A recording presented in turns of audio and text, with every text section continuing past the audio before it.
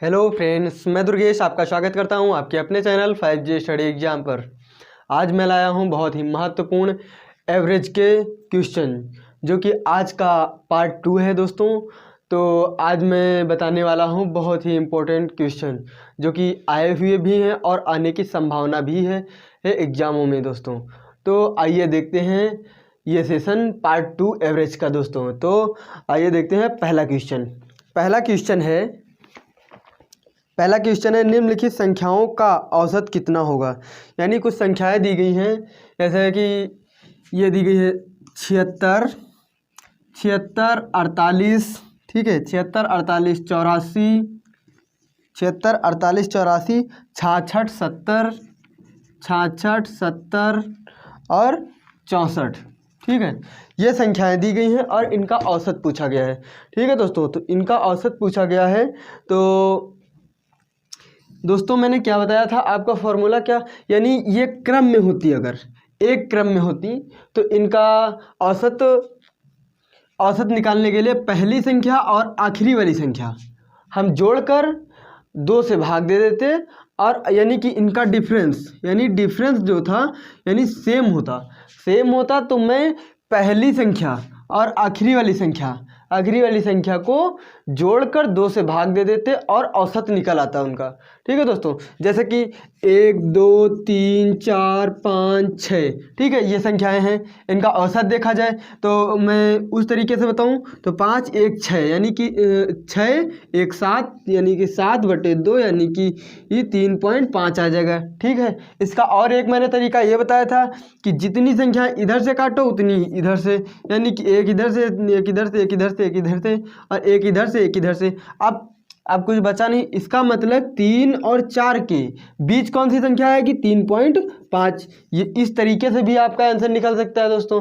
और एक तरीका है दोस्तों इसका निकालने का, यानी कि और कौन सा तरीका है दोस्तों? तो वो तरीका जैसे 1, 2, 3, 4, 5, 6, ठीक है, ये संख्याएं। तो इन संख्याओं का योग बटे संख्या, यानी कितनी संख्या? 1, 2, 3, 4, 5, 6 यानी 6 संख्याएं हैं और इनका योग यानी कि 1, 2, 3, 3, 3, 6, 4, 10, 5, 15, 15, 6, 21 यानी कि 21/6, 36 18 3 बार जाएगा, ठीक है दोस्तों।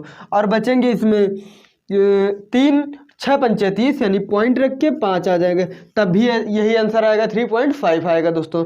तो आइए देखते हैं ये क्वेश्चन, ठीक है दोस्तों। तो यहाँ पर सीक्वेंस फॉलो नहीं कर रहा है, इसलिए हमें उसी मेथड से यानी कि औसत बराबर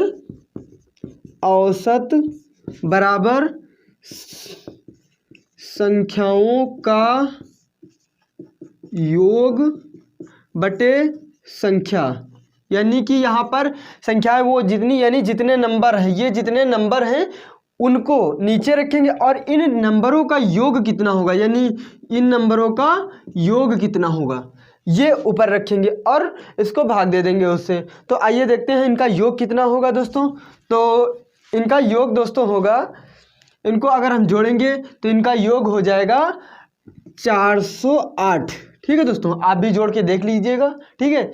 और ये संख्याएं कितनी हैं? तो ये संख्याएं हैं 1, 2, 3, 4, 5, 6 संख्याएं हैं, यानी 6 से भाग दे देंगे। इसको 6 से भाग देंगे यानी कि 6 7 42 ज़्यादा हो जाएगा, यानी कि 6 48 यानी 6 36 यानी 6 36 आ जाएगा, ठीक है। बचेंगे इसमें 4, 4 और 8 यानी 48, 6 48 यानी 8, यानी आपका आंसर हो जाएगा 68 दोस्तों। तो समझ में आया होगा दोस्तों। तो आइए देखते हैं अगला क्वेश्चन आपकी स्क्रीन पर है दोस्तों, तो आप हल करिए दोस्तों। ये बहुत ही इंपॉर्टेंट क्वेश्चन है, जो कि ग्रुप डी, रेलवे और यूपी पुलिस के एग्जाम में बहुत ही ज़्यादा पूछे जा रहे हैं दोस्तों। तो करंट में पूछे जाने वाले क्वेश्चन है जो नंबरिंग से हैं। तो अगला क्वेश्चन आपके स्क्रीन पर है दोस्तों, तो लगाइए दोस्तों। तो ये पूछ रहा है कि प्रथम 100 धन पूर्णांकों का औसत कितना होगा, यानी 100 संख्याएं हों, यानी कोई प्रथम धनात्मक, यानी कि धनात्मक मतलब 1 2, यानी 1 2 3 इसी सीक्वेंस में 100 संख्याएं हों। ठीक है दोस्तों, तो उनका पूछा गया है कि उन संख्याओं का औसत कितना होगा। दोस्तों इन संख्याओं का, यानी कि मैं आपको एक चीज़ बताना चाहता हूँ दोस्तों, कि अगर आपको बता दिया गया कि 1 2 3 4 5, यानी 5 5 6, ठीक है, तो मैंने क्या बताया था, इनकी पहली संख्या और आखिरी संख्या जोड़कर 2 से भाग दे देंगे तो आपका औसत निकल आएगा दोस्तों। फिर यहाँ पर भी दी गई है पहली और आखिरी, ठीक है, पूरी संख्याएं ना जोड़कर दोस्तों, अगर हम जोड़ेंगे तो बहुत टाइम लगेगा दोस्तों। इस तरीके से 4 5 6 7 8 9 10 11 12 सब जोड़ना पड़ेगा, ठीक है, तब हमारा आंसर आएगा। तो मैं क्या करूँगा, इनको उसी फार्मूले से जो मैंने आपको पहले बताया कि पहली संख्या और आखिरी संख्या यानी 100 तक है संख्याएं। यहाँ पर पूछा गया है कि प्रथम 100 धन पूर्णांकों का औसत कितना होगा, यानी कि धनात्मक संख्याएं होनी चाहिए, यानी कि प्लस प्लस प्लस प्लस, ठीक है, 1 प्लस 1 प्लस 1 प्लस, यानी कि 1 2 3 4 5 6 7, ठीक है, तो ये संख्याएं हो गई आपकी। तो पहली संख्या आपकी है 1 और आखिरी वाली संख्या है 100 दोस्तों। तो 100 + 1/2 कर देंगे, ठीक है, मैंने बटे 2 करने का आपको बताया था, ठीक है, तो आपका हो जाएगा 101/2, ठीक है, 101/2, तो इसको काट लेंगे, यानी कि आपका आंसर हो जाएगा 50.5, आपका आंसर हो जाएगा दोस्तों। तो आइए देखते हैं अगला क्वेश्चन। दोस्तों समझ में आ रहा हो दोस्तों तो सेशन को लाइक करें दोस्तों, ठीक है दोस्तों। तो आइए देखते हैं अगला क्वेश्चन। अगला क्वेश्चन है प्रथम 9 अभाज्य संख्याओं का औसत कितना होगा, यानी प्रथम 9 अभाज्य संख्याओं का औसत दोस्तों। तो प्रथम 9 अभाज्य संख्या यानी कि 2 से, यानी पहली, अगर आपसे पूछा जाता है कि क्वेश्चन में ऐसे भी पूछ लिया जाता है कि प्रथम अभाज्य संख्या यानी कि पहली अभाज्य संख्या कौन सी होती है, यानी कि वे संख्याएं जो अपने आप से कटे और 1 से कटे दोस्तों, ठीक है, वे संख्याएं अभाज्य संख्याएं कहलाती हैं दोस्तों। तो यानी कि ये 1 से भी कटेगी और 2 से, ठीक है, और किसी संख्या से ये 2 नहीं कट सकती, इसलिए इसे अभाज्य संख्या में रखा जाता है दोस्तों। ये विषम संख्या में नहीं होती, विषम संख्याएं जो होती हैं वो 1 2, यानी 1, ये 2 नहीं रखा जाता है उसमें विषम वाले में, यानी 1 3 5, ठीक है, इस तरीके की विषम संख्याएं होती हैं। और अभाज्य संख्याएं वे संख्याएं होती हैं जो खुद से कटती हैं और 1 से कटती हैं सिर्फ और सिर्फ। तो ये ध्यान में रखना दोस्तों। तो आइए देखते हैं, बताया जा रहा है कि 9 अभाज्य संख्याओं का औसत कितना होगा, यानी कि 2 हो जाएगा, 3 आ जाएगी आपकी, 5 7, अब यहाँ पर 9 नहीं रख सकते क्योंकि 9 जो है ये खुद से 9 से कटेगी और 1 से कटेगी और ये संख्या 3 से भी कटेगी, यानी ये 2 संख्याओं से ज़्यादा कटने वाली संख्याएं अभाज्य संख्याएं नहीं होती हैं दोस्तों, ठीक है। तो आपके समझ में आया होगा दोस्तों, तो इसलिए 9 को नहीं रखेंगे हम यहाँ पर। तो 11 हो जाएगी आपको, 13 हो जाएगी, ठीक है, 15 भी नहीं होगी, 17 हो जाएगी, 17 हो जाएगी, और अगली संख्या हो जाएगी तुम्हारी 19, ठीक है, 19, 20 नहीं होगी, 21 भी नहीं होगी, 22 भी नहीं होगी, यानी 23 होगी, तो 23 हो जाएगी। अब इनमें कोई सीक्वेंस फॉलो नहीं कर रहा, यानी कि अंतर बराबर नहीं है, इसलिए हम बेसिक फॉर्मूले से, यानी कि औसत बराबर संख्याओं का योग बटे संख्या, तो इन संख्याओं का योग कितना हो जाएगा दोस्तों, तो इन संख्याओं का योग अगर हम करेंगे दोस्तों, यानी इस सभी संख्याओं को हम प्लस करेंगे दोस्तों, तो ये बराबर में आ जाएंगी 100, ठीक है, इस सभी संख्याओं का योग हो जाएगा 100, और संख्याएं कितनी है तो 9 कहा गया है, ठीक है, तो 9 संख्याओं यानी कि 9 से भाग दे देंगे, तो 9 से इसे भाग दे देंगे, तो यानी 11 से ही 1/9 आपका आंसर आ जाएगा दोस्तों। तो ये आपका आंसर आ जाएगा दोस्तों। तो सो गाइस आगे देखते हैं अगला क्वेश्चन। दोस्तों बहुत ही इंपॉर्टेंट क्वेश्चन है ये, तो आप बहुत ही ध्यान से पढ़िए। और आइए देखते हैं अगला क्वेश्चन। अगला क्वेश्चन कह रहा है कि प्रथम 10 सम प्राकृत संख्याओं का औसत कितना होगा दोस्तों। तो प्रथम 10 प्राकृत संख्याओं का औसत कितना होगा, यानी कि प्रथम सम संख्या कौन सी होती है, तो सम संख्या प्रथम संख्या होती है 2, ठीक है, फिर होती है 4, यानी कि वो संख्याएं जो 2 से कटें, ठीक है, यानी कि पूरी तरीके से 2 से कट जाए, ठीक है, तो 2 से ये भी कट जाएगी, 2 से ये भी, यानी 2 4 6, 8, ठीक है। यहाँ पर कितनी बताई गई हैं? तो 10 बताई गई हैं, यानी कि इसी तरीके से 20 तक जाएगा, यानी कि 20वीं संख्या आपकी कितनी हो जाएगी? यानी कि 10वीं संख्या अगर आपसे पूछी जाए कि 10वीं संख्या कौन सी होगी, तो 2 से आप यानी कि जैसे 10 संख्या बताई गई हैं, ठीक है, तो आप 10 का मल्टीप्लाई पहली वाली संख्या से यानी कर देंगे, यानी कि आखिरी वाली संख्या आपको पता चल जाएगी कि 20 है, ठीक है। अगर सम संख्याएं पूछी, सम प्राकृत संख्याएं पूछी गई, यानी कि आखिरी वाली संख्या ये होगी। और मैंने बताया था अगर ये सीक्वेंस यानी कि इनका अंतर बराबर हो, सभी में, सभी संख्याओं में अंतर बराबर हो, तो इनकी पहली संख्या और आखिरी संख्या को जोड़कर 2 से भाग दे देते हैं, यानी कि 2 और 20 को अगर जोड़ेंगे तो यानी आ जाएगा 22, और 22 को 2 से भाग दे देंगे तो आ जाएगा 11। यही आपका आंसर हो जाएगा दोस्तों। तो हमारी समस्या आपको समझ में आ रहा होगा दोस्तों। तो आइए देखते हैं अगला क्वेश्चन। अगला क्वेश्चन क्या कह रहा है कि 100 से कम सभी विषम संख्याओं का औसत कितना होगा? यानी कि सभी विषम संख्याओं का औसत, यानी कि विषम संख्या मैंने बताई कि 1, 3, 5, 7, 9, इसी तरीके से 100 से कम कहा गया है। अगर 100 तक कहा जाता तब भी वही होता, और अगर 100 से कम यानी कि 99 ये एक विषम संख्या हो जाएगी, ना कि अभाज्य संख्या, ठीक है दोस्तों। इनमें अंतर आप रखना, तो ये विषम संख्या हो जाएगी और इनका अंतर भी बराबर रहेगा, हर उसमें 2 का अंतर आएगा आपको, ठीक है। तो इसलिए इनकी पहली संख्या और आखिरी वाली संख्या, दोस्तों क्वेश्चन समझते जाना आप, ठीक है। तो पहली संख्या और आखिरी संख्या का जोड़ देंगे तो हो जाएगा 100, ठीक है, यानी 1 + 99 यानी कि 100/2, आपका आंसर आ जाएगा 50 दोस्तों, ठीक है। तो आपका आंसर आ जाएगा 50। तो समझ में आया होगा दोस्तों। तो आइए देखते हैं अगला कि 50 तक की सभी समप्राकृत संख्याओं का औसत कितना होगा। यानी कि यहाँ पर कहा गया कि 50 तक की, यहाँ पर आप शब्दों को ध्यान से यानी सुनना और आपके क्वेश्चन जो लगा है उसको आप बहुत अच्छी तरीके से पढ़ना दोस्तों। तो यहाँ पर कहा जा रहा है कि 50 तक की सभी समप्राकृत संख्याओं का औसत कितना होगा। मैंने पहले एक क्वेश्चन कराया था कैसा कि प्रथम 100 यानी प्रथम 10 समप्राकृत संख्या, यानी कि प्रथम 10 यानी कि 20 तक। यहाँ पर सिर्फ ये कहा जा रहा है कि 50 तक, ठीक है। तो 50 तक कितनी हो जाएंगी? तो 50 यानी कि आपका संख्या निकालने के लिए तो 50 तक की यानी कितनी होंगी आपकी? तो पहली संख्या हो जाएगी 2, 4, 6, ठीक है। इसी तरीके से 50 तक कहा गया है सम, यानी कि 50वीं संख्या भी सम होती है, ठीक है। तो 50 तक यानी ये, और इनका अंतर कितना है? तो अंतर भी बराबर है, तो वही फॉर्मूला लगाएंगे इसमें भी, यानी कि 50 + 2 यानी कि 52/2, आपका आंसर आ जाएगा 26 दोस्तों, ठीक है दोस्तों। तो समझ में आ रहा होगा दोस्तों। तो आइए देखते हैं अगला क्वेश्चन। अगला क्वेश्चन है दोस्तों आपकी स्क्रीन पर दोस्तों। तो अगला क्वेश्चन क्या कह रहा है कि 3 के प्रथम 5 गुणजों का औसत कितना होगा। यानी कि 3 के प्रथम 5 गुणजों का, यहाँ पर 10 भी कह सकता था, कोई दिक्कत नहीं थी, ठीक है। तो यहाँ पर कहा जा रहा है 3 के 5 गुणजों का, यानी कि 3 होगा, 3 दूनी 6 होगा, 3 × 5 = 15 होगा, ठीक है।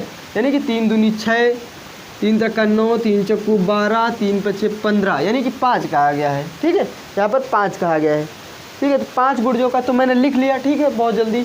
अगर इसमें कह दिया जाता कि 3 के 10 गुणजों का, ठीक है, तो मैं बहुत ही लिखना पड़ता, इसलिए मैं इसमें शॉर्ट वही फार्मूला लगा सकते हैं, ठीक है दोस्तों। यहाँ भी अंतर आपका 3 ही का आएगा सब में, यानी कि सब में अंतर 3, जब अंतर बराबर हो दोस्तों, ये बात याद रखना हमेशा। अगर अंतर बराबर है तो उन संख्याओं की आखिरी संख्या और पहली संख्या जोड़कर यानी कि जोड़ लेना है, और 2 से यानी 2 से भाग दे देना है दोस्तों, ठीक है दोस्तों। तो यहाँ पर भी अंतर बराबर है, यानी कि 3 और 15, यानी 3 और 15 को प्लस करेंगे यानी कि आ जाएगा 18, और 18 को 2 से भाग दे देंगे, आपका आंसर आ जाएगा 9 दोस्तों, ठीक है दोस्तों। तो आइए देखते हैं अगला क्वेश्चन। अगला क्वेश्चन है दोस्तों, अगला क्वेश्चन क्या कह रहा है कि 5 संख्याओं का औसत 10 है। यानी कि कोई 5 संख्याएं हैं, ठीक है, उनका औसत कितना बता रहा है? 10 है। यानी कि वे संख्याएं कम से कम यानी 10, 10, 10 और 10 हो सकती हैं, ठीक है, 10, ठीक है। तो इनका भी औसत कितना आएगा? 10, ठीक है। यानी कि 5 संख्याओं का औसत 10 है। तो यानी कि ये संख्या ये भी हो सकती है, इनसे कम ज़्यादा यानी कि औसत इसी तरीके से लिखा जाता है दोस्तों। तो ये संख्या हो सकती है, मैंने बताया। ठीक है, तो यहाँ पर अगर उसने पूछा है, फिर आगे पूछा है कि कौन सी संख्या इसमें जोड़ दी जाए कि औसत 12 हो जाए, यानी कौन सी संख्या एक और, यानी 5 संख्याएं हैं 5 संख्याएं हैं और इसमें एक संख्या और जोड़ी जाए जैसे, तो उसमें कौन सी संख्या जोड़ी जाए कि औसत ये 10 बढ़ के यानी 12 हो जाए। ठीक है, तो 5 संख्याओं का औसत यानी कि 10 है। ठीक है, उनका 10 औसत है, यानी कि 5 धाम 50, कुल योग संख्याओं का कितना हो जाएगा, तो 50 हो जाएगा दोस्तों।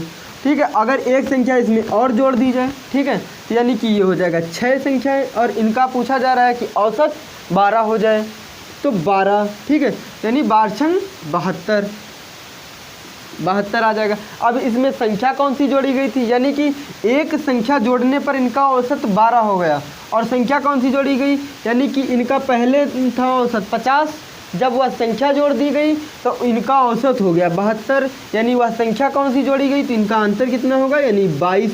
ये संख्या आपकी यानी 22 जोड़ी गई है, तभी इनका औसत 12 हो पाएगा दोस्तों। ठीक है, एक संख्या कौन सी जोड़ी गई है, 22, तभी इनका औसत 12 हो पाएगा दोस्तों। तो समझ में आया होगा दोस्तों, तो आपका आंसर हो जाएगा 22। ठीक है, आइए देखते हैं अगला क्वेश्चन इसी तरीके का दोस्तों। तो समझ में आ रहा होगा दोस्तों, तो लाइक करें सेशन को दोस्तों। तो आइए देखते हैं अगला क्वेश्चन। अगला क्वेश्चन है, यदि 7 क्रमागत संख्याओं का औसत 33 हो तो इसमें सबसे बड़ी संख्या कौन सी होगी। यानी कोई संख्या है क्रमागत, यानी क्रमागत का क्या मतलब है कि 1 2 3 4 इस तरीके की संख्याएं क्रमागत संख्याएं होंगी दोस्तों। तो यहाँ पर कहा गया है कि 7 संख्याएं हैं कोई, 1 2 3 4 5 6 7, ये 7 संख्याएं हैं दोस्तों। तो इनका औसत कहा गया है कि 33 है। औसत यानी कि मिड वाली वैल्यू, यानी कि इनका औसत 33 है और ये 33 है। ठीक है, तो इनकी बड़ी संख्या पूछी गई है, यानी कि अगर 33 औसत है और ये क्रमागत संख्याएं हैं, यानी कि ऐसे पूछ लिया जाए कि 1 2 3 4 5 6 7, ठीक है, तो इनका औसत पूछ लिया जाए तो मैंने क्या फार्मूला बताया था, यानी कि यहाँ से 3 इधर से चली जाएंगी, 3 इधर से चली जाएंगी, यानी बीच वाली वैल्यू आपका औसत हो जाएगी। मैंने ये भी फार्मूला आपसे बताया था। ठीक है, तो यानी कि इसको हम अगर ये बीच वाली वैल्यू यानी इसका औसत मान लेते हैं, ये क्रमागत है। ठीक है, तो क्रमागत वाले में ये फॉलो करता है, यानी ये सही रखा मैंने बीच में। ठीक है, तो इनकी बड़ी संख्या पूछी गई, यानी कि इससे बढ़ते क्रम में, यानी कि 33 34 35 और 36, यानी कि 36 सबसे बड़ी संख्या है दोस्तों। यहाँ पर छोटी संख्या पूछ ली जाती है दोस्तों, तो छोटी संख्या बताने के लिए आप इससे घटते क्रम में आएंगे, यानी कि 33 से 32 31 और 30 आपकी छोटी संख्या हो जाएगी 30 दोस्तों। तो समझ में आया होगा दोस्तों। तो आइए देखते हैं अगला क्वेश्चन। अगला क्वेश्चन है दोस्तों, अगला क्वेश्चन कह रहा है कि सतत 5 विषम संख्याओं का औसत 95 है, यानी 7 संख्याएं हैं कोई, एक सतत 5 संख्याएं हैं दोस्तों, सॉरी, तो 5 संख्याएं हैं वे। कहा जा रहा है कि सतत 5 विषम संख्याओं का औसत 95 है, यानी कि 5 1 2 3 4 5, ठीक है, उनका औसत 95 बताया जा रहा है। ठीक है, तो 95, ठीक है, ये विषम संख्याएं हैं। ठीक है, सतत 5 विषम संख्याओं का औसत 95, यानी विषम संख्याएं हैं। ठीक है, यानी सतत का मतलब यहाँ पर है कि क्रमागत, यानी कि क्रमागत विषम संख्याओं का औसत 95 है, 5 विषम संख्याएं हैं। ठीक है, तो इनको अवरोही क्रम में, यानी अवरोही क्रम में रखने पर चौथी संख्या कौन सी होगी। ठीक है दोस्तों, तो देख लेते हैं। तो इनके यानी कि ये एक विषम संख्या है, ठीक है।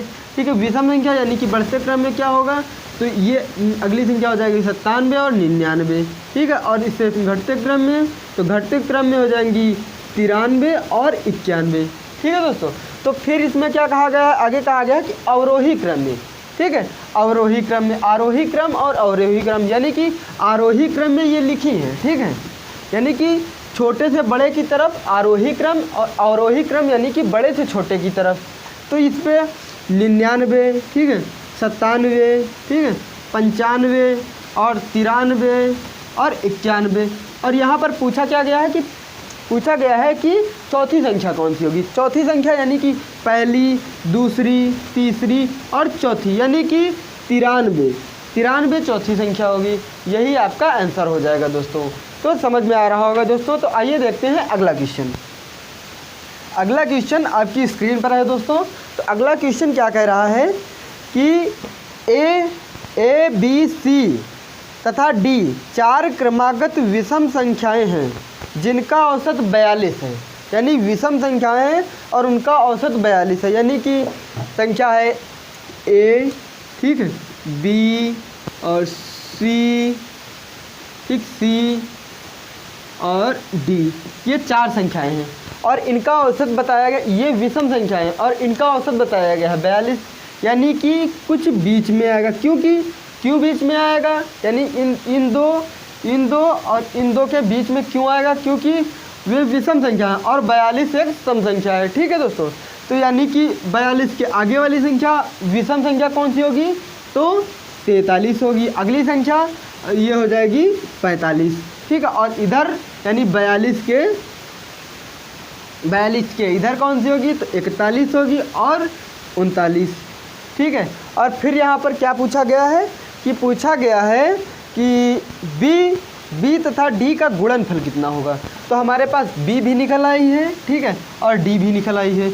यानी कि 45 और 41 का गुणनफल पूछा गया है, ठीक है। तो गुणनफल कर लेते हैं, कोई दिक्कत नहीं।